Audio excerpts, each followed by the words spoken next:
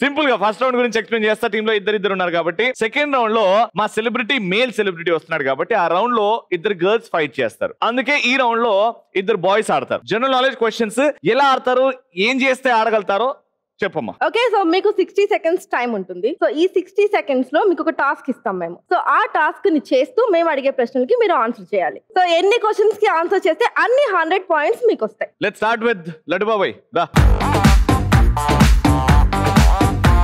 నువ్వు ఒక టాస్క్ చేస్తూ ఆన్సర్లు చెప్పాలి. టాస్క్ ఏంటంటే వెంకీ ఆసన్ తెలుసా? ఎట్లా చేస్తాడు జై?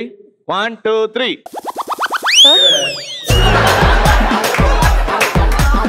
వెంకీ ఆసనరా?